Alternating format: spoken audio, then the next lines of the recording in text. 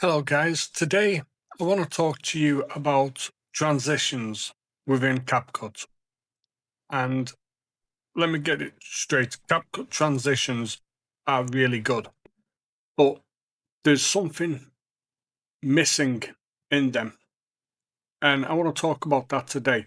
So let's go ahead and just import a little bit of footage so we've got something to play around with. So I'm just going to import two clips into our timeline down here. And if we just play through the timeline, we've got some geese on the right hand side here. And then in the next clip, more geese with a nice little fountain. And we can see here that there is a clear cut that this doesn't look great. So if we go into CapCut's transitions and you've got like all kinds of crazy cool transitions, but there is something in those transitions that I think is missing. So let's just type in slide left. And if we do this one, I mean, you've got others, but let's just put this one and just drag it into place there. Okay, now if we go and have a look at how this looks in the full screen, and you'll see it's kind of fast, and right here where the actual transition happens, it's all very blurry. There's no way in the transition itself to slow it down unless we go ahead and we just add the speed up to 1.5 seconds, and then we can see how that looks.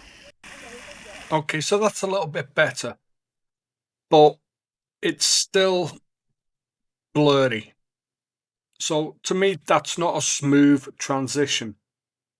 I'm going to show you a way to create a genuinely smooth transition. So if we just take away the transition, now what we're going to do is we're not going to use the transitions tab at all. We're going to take this second clip and we're going to just put it onto the end of our first clip here. And then what we're going to do is we're going to go into our video clips and we're going to come over here to animation, and we're going to go with out because we want this clip, the first clip, to be going out. So we're going to just type in again slide, and we're going to make it a slide left. Not sure why that's, there we go. So we're going to add that, and then down here we're going to bring this up to 1.5 seconds. We're going to go to our second clip and we want that to come in, so we're going to again type in slide and we're going to just go with slide left, just so everything is, you know, staying cohesive. So again, we're just going to add that in and we're going to bring this up to 1.5 seconds. And as you can see, that, I believe, looks a lot smoother. Let's see it.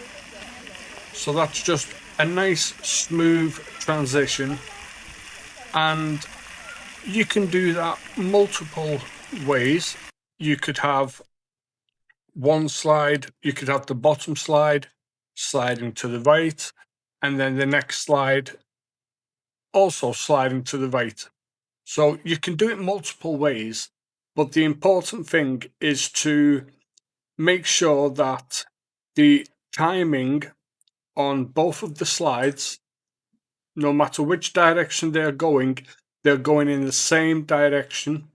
So if you have one slide going up, you want the next slide going up also, and you want to have both slides with the exact same time. So the duration. So if one slide is taking 1.5 seconds to get to the top, you want the next slide taking 1.5 seconds to come into the timeline. And that is how we get a truly smooth transition. So I hope you found that helpful.